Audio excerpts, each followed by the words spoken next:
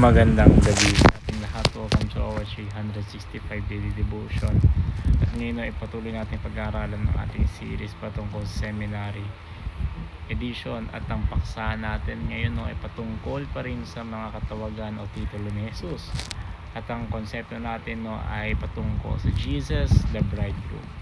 So sabi sa Matthew chapter 9 verse 15, and Jesus said to them, can the wedding guests mourn as long as the bridegroom is with them? The days will come when the bridegroom is taken away from them, and then they will fast.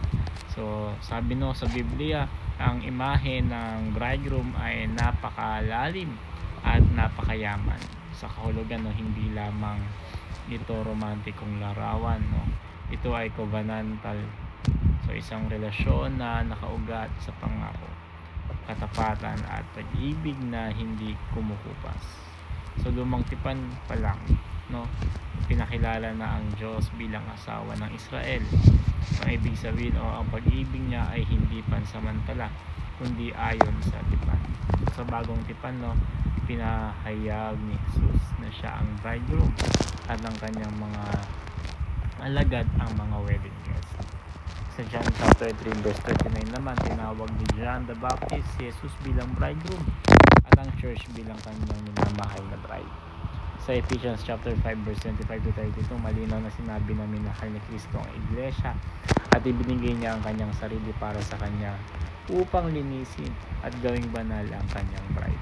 So ang buong storyline ng Biblia ay tumutungo sa wedding feast of the Lamb. So ang pagbalik ni Jesus ay hindi lamang paghatol o pagbabagong spiritual.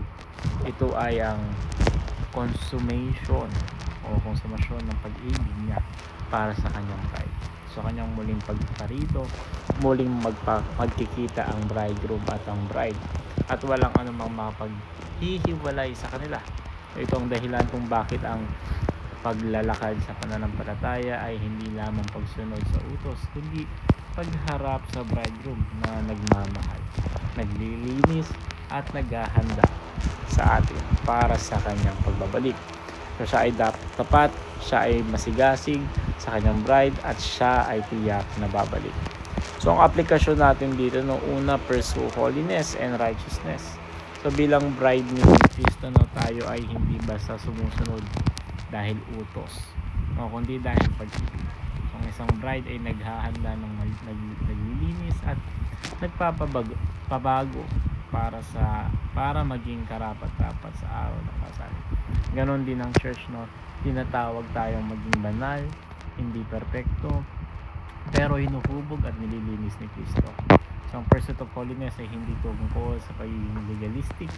Ito ay tungkol sa pagiging tapat bilang minamahal na bride ng Diyos. Pangalawa, prioritize spending quality time with Jesus. So ang bridegroom ang bride at the bridegroom ay may closeness, intimacy at devotion. Ganun ang nais ni Jesus para sa atin. Tinatawag niya tayo hindi lang sa gawain, kundi sa presensya niya. So sa panalangin, pag-aaral ng salita at pagsamba, mas malalim ang ating intimacy sa Kanya. Hindi pwedeng maging bride na hindi kasama ang bridegroom.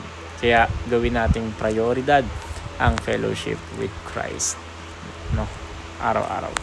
At panghuli, prepare for the return of Jesus. So ang parable of the 10 virgins, sabi dito ay may mga handa at mga hindi handa.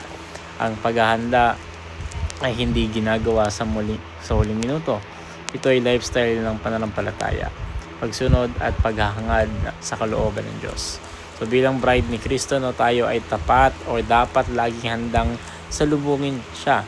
Ang bawat araw ay dapat tandaan ng paghahanda sa isip, puso, ugali at kilos.